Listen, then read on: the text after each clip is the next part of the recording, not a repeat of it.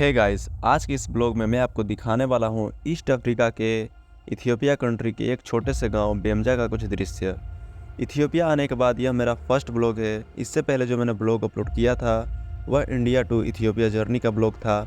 अगर आप लोगों ने उस ब्लॉग को नहीं देखा है तो मैं उस ब्लॉग का लिंक डिस्क्रिप्शन में दे दूँगा, आप देख सकते हो। इथियोपिया के जिस गाँव में मैं अभी हूँ, इस गाँव से भी नील नदी होकर गुजरती है, जो वर्ल्ड की सबसे लॉन्गेस्ट रिवर है, जिसकी लंबाई 6650 किलोमीटर है। और इसी गांव में 2011 से अफ्रीका का सबसे बड़ा प्रोजेक्ट हाइड्रो इलेक्ट्रिक पावर का काम भी चल रहा है, जो कि अब कंप्लीट होने के कगार पर ही है। इस प्रोजेक्ट के बारे में अधिक जानकारी के लिए आप गूगल पर ग्रैंड इथियोपियन डैम सर्च करके प्राप्त कर सकते हैं। इथियोपिया की एक खास बात यह भी है कि इथियोपिया कॉफ़ी का जन्म स्थल भी माना जाता है। कहा जाता है कि कॉफ़ी की खोज एक इथियोपियन बकरी चराने वाले ने की थी। इथियोपिया अपना एक अलग कैलेंडर और घड़ी इस्तेमाल करता है। उनका कैलेंडर 13 महीने का होता है, जिसमें 12 महीने 30 दिन के और 1 महीने 5 या 6 दिन का होता है। उनकी घड़ी 12 घंटे के 2 चक्रों में चलती है और दिन के 6 बजे उनके लिए 12 बजे होते हैं। इथियोपिया का इतिहास बहुत पुराना है, जिसमें अक्सुम एम्पायर भी शामिल है, जो प्राचीन दुनिया की एक महान सभ्यता थी और व्यापार और संस्कृति के लिए प्रसिद्ध थी। इथियोपिया में अनेक यूनेस्को वर्ल्ड हेरिटेज साइट्स हैं, जिसमें लालीबला के रॉक हेवन चर्चेस, अक्सुम के ओबेलिस्क और सिमियन माउंटेन नेशनल पार्क शामिल है। इथियोपिया ने 1896 में अदवा की लड़ाई में इटली को हराया था, जो अफ्रीका में एक यूरोपियन ताकत को हराने की महत्वपूर्ण घटना थी, और इसी वजह से इथियोपिया को कभी भी कॉलोनियल नहीं बनाया गया।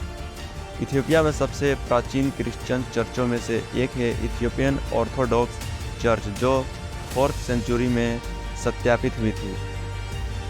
इथियोपिया में एक विशेष कॉफ़ी पीने की परंपरा है, जिसे कॉफ़ी सेरेमनी कहते हैं, जो सामाजिक और सांस्कृतिक महत्व रखती है। रास दासेन पर्वत इथियोपिया का सबसे ऊंचा बिंदु है, जो सिमेन माउंटेन का हिस्सा है और 4550 मीटर्स यानी 14928 फीट ऊंचा है। इथियोपिया का एक ऐतिहासिक शहर पूरी दुनिया में अपनी 82 मस्जिदों और अनेक मंदिरों के लिए जाना जाता है। इसे इस्लामिक कल्चर का एक महत्वपूर्ण केंद्र माना जाता है। इथियोपिया में 80 से अधिक लैंग्वेज बोली जाती है, जिसमें अम्हारिक, ओरोमो, सोमाली और तिगरनिया प्रमुख हैं। और यह है इस छोटे से गांव का मार्केट, जहां ज़रूरत के सारे सामान मिल जाते हैं। इस मार्केट में सामान काफ़ी दूर से आते हैं, तो काफ़ी कॉस्टली भी पड़ते हैं।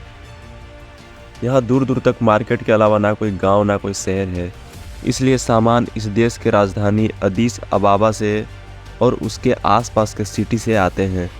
तो यहाँ आते आते तक किसी भी सामान का प्राइस दोगुनी हो जाती है। तो चलिए देखते हैं यहाँ के दुकानों के अस्सलाम वालेकुम फ्रेंड। अंदर का व्यू। तो देख सकते हो आप, कुछ ऐसा है यहाँ का दुकान का नज़ारा, जहाँ ऑलमोस्ट ज़रूरत के सारे सामान अवेलेबल होते हैं और काफ़ी महंगे दामों में मिल जाते हैं। तो इंडिया में आपको एग्ज़ाम्पल कुछ 10 रुपए के मिलेंगे, तो यहाँ तकरीबन 30 से 40 रुपए के वही सामान मिलेंगे। तो इतना का डिफरेंट है यहाँ। तो चलिए देखते हैं क्या है लेने योग्य सामान।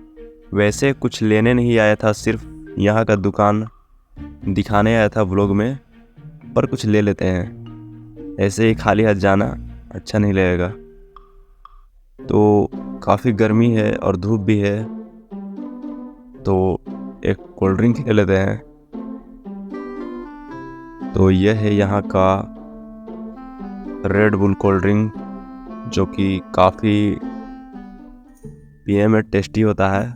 और जब से मैं यहाँ आया हूँ, इसी कोल्ड ड्रिंक को ज़्यादातर पीता हूँ, क्योंकि और कोल्ड ड्रिंक के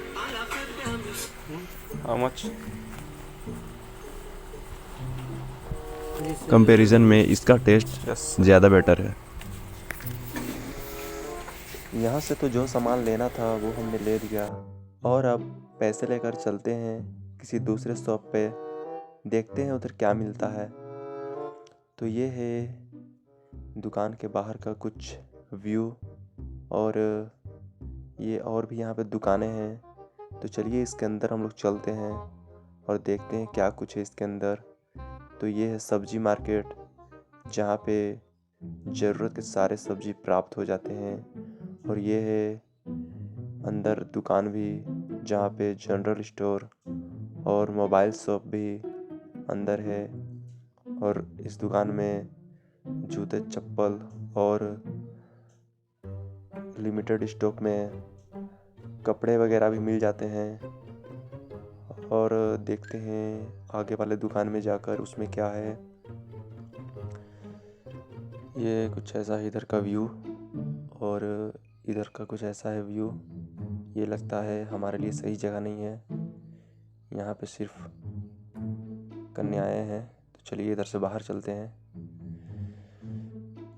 तो ऐसा है कुछ इधर का दुकान। और फिर हम कुछ ले लेते हैं। 200? यहाँ भी आए हैं तो 280. ज़रूरत भी था वैसे। This ये साला कैसा कैसा बाल रखते हैं यार इधर। same rate. चलो एक ऑयल ले लेते हैं और 280 एग ले and लेते 6 हैं। egg. एग मैंने सिलेक्ट किया हुआ था तो उसको उठा लेते हैं। Plastic. और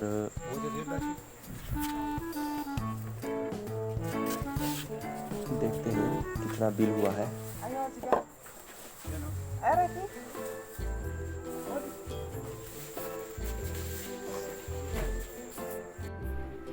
ऐसा ही इधर का दुकान का नज़ारा।